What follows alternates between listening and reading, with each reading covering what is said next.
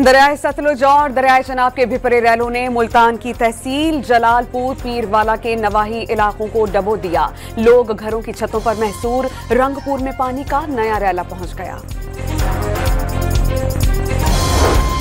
वजीर आजम शहबाज शरीफ ने NDMA को मुल्क में जारी सैलाब के दौरान इमदादी कार्रवाइयां तेज करने का हुक्म दे दिया। मजीद सैलाब के पेश नजर तैयारियां मुकम्मल रखने की हिदायत।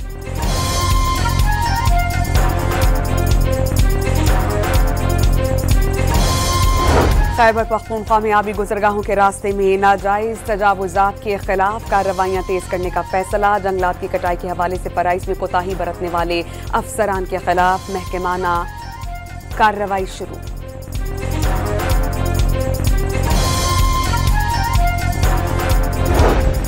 और मुल्क पर कर्जाजात और वाजिबात का हजम रिकॉर्ड 94,197 अरब रुपए जा पहुंचा। माली साल 2024-25 में 8,740 अरब रुपए का इजाफा।